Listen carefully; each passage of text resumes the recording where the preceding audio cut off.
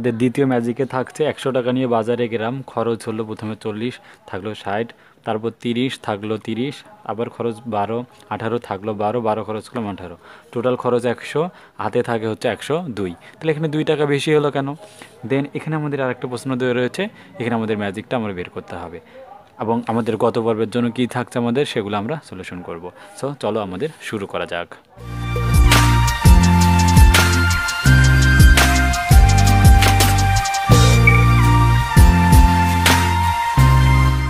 আসসালামু আলাইকুম রহমতুল্লাহ। জন academy online স্কুলের পক্ষ থেকে আবারও আপনাদের সবাইকে স্বাগতম। দেখতে দেখতে চলে আসলাম আমাদের ম্যাজিকের দ্বিতীয় পর্বে। তো আমরা দ্বিতীয় পর্বে প্রথম যে ম্যাজিকটা আমরা করব, সে 100 টাকা নিয়ে বাজারে গেলাম, খরচ প্রথমে আমরা যে কেউ যদি বাজারে যাই সেক্ষেত্রে ধরুন খরচ করলাম 100 টাকার মধ্যে 40 টাকা, হাতে থাকলো কত? 60 টাকা। তারপর খরচ করলাম 30 টাকা, হাতে থাকলো কত? 30। 60 থেকে বাদ দিলাম, আবার 30 টাকার মধ্যে থেকে 18 টাকা খরচ করা হলো, থাকবে কত? 30 থেকে 18 বাদ দিলে 12। আবার 12 টাকার থেকে 12 টাকা খরচ করা হলো, থাকলো কত? 0, কোনো টাকা থাকলো না। খরচটা যদি যোগ করি 30, 70, 70, 80, 78, 90 আর হচ্ছে 100। তাহলে দেখতে পাচ্ছি এখানে আমাদের যে বিষয়টা দাঁড়াচ্ছে 100 টাকায় মিলল, কিন্তু হাতে থাকার বিষয়টা আমরা যদি যোগ করে দেই তাহলে এখানে আমাদের 102 টাকা আসতেছে। অর্থাৎ এখানে 2 টাকা বেশি হলো কেন? আমাদের এটাই হচ্ছে আমাদের দ্বিতীয় পর্বের হচ্ছে ম্যাজিক। তো আমরা দ্বিতীয় পর্বের ম্যাজিকটা অবশ্যই আমরা তৃতীয় পর্বে সলিউশন দিব।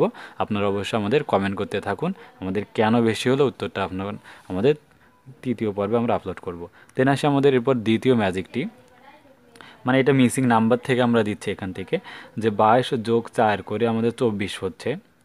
আবারও আমাদের এখানে 13 যোগ 6 যোগ করে হচ্ছে 16, 80 যোগ 12 যোগ 2 যোগ করে হচ্ছে 82, এবং 67 যোগ 9 যোগ করে কত হয় সেটা আমাদের এখান থেকে বের করতে হবে। সো এটাই হচ্ছে আমাদের ম্যাজিক। কোন মিসিং নাম্বারটা কীভাবে বের করতে এটা আপনারা কমেন্ট করবেন, আমরা পর্ব 3-এ আমরা এই ম্যাজিকগুলো সলিউশন করব।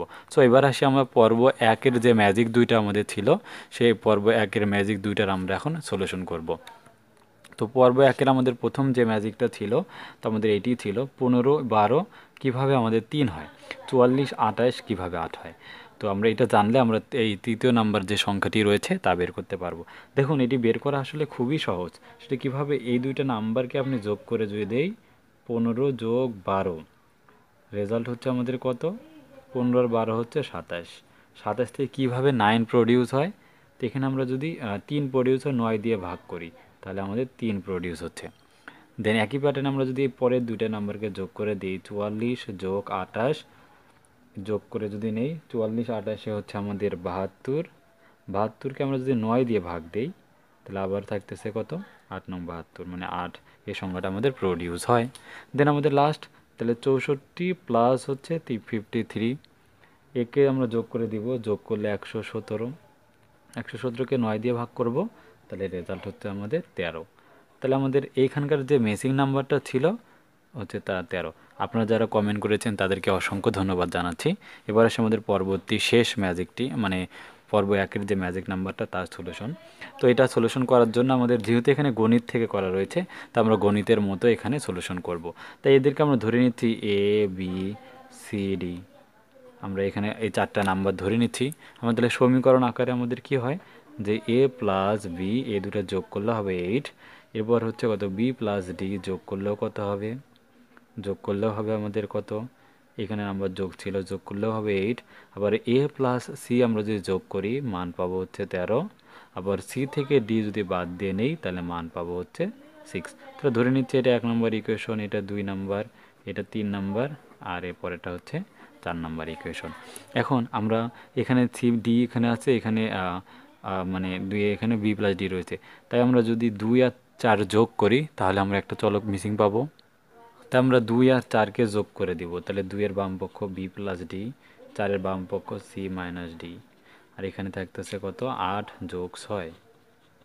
তাহলে এখান থেকে আমাদের যদি ডি ডি ক্যান্সেল আউট হয়ে যায় তাহলে বি প্লাস সি এর মান 8, 6, 14। ধরে নিচ্ছি এটা আমাদের আরও একটা 5 নম্বর ইকুয়েশন। এখন এখানে বি প্লাস সির মান 14, এখানে দেখুন আর একটা এ প্লাস সির মান রয়েছে 13। তার মানে আমরা 5 থেকে যদি 3কে বাদ দিয়ে নেই তাহলে আমাদের আর একটা মান পাবো। তাহলে আমাদের 5 থেকে যদি 3 বাদ দিই তাহলে 5-এর বাম পক্ষটা হচ্ছে বি প্লাস সি, 3-এর বাম পক্ষটা কত হচ্ছে? Minus A minus C. Equals to 14 minus 13। তাহলে এখানে আমাদের সিসি ক্যান্সেল আউট, এখানে থাকতেছে B minus A equals to 1। ধরে নিচ্ছি এটা আর একটা ইকুয়েশন, ধরে নিচ্ছি 6 নাম্বার ইকুয়েশন। এখন 1 এবং 6 আমরা যোগ করলে আমরা একটা নাম্বার পাবো। তো আমরা 1 আর 6 যোগ করে দিই। 1-এর বাম পক্ষ ছিল আমাদের এ প্লাস বি, আর 6-এর বাম পক্ষ B minus A equals to এখানে কত 1-এর 8 প্লাস এখানে হচ্ছে 1। তার মানে এখান থেকে এ ক্যান্সেল আউট, থাকতেছে টয়েস বি ইকুয়ালস টু 9। তাহলে বি ইকুয়ালস টু কত 9/2 মানে 4.5। তাহলে আমরা এখানে বির মানটা পেয়ে গেছি। তাহলে একটা বির মান যদি পেয়ে যাই, এখানে আমরা মানগুলো বসাই দিলে আমাদের বাকি কাজগুলো শেষ। তাহলে বির মান আমরা 4.5 পেয়েছি।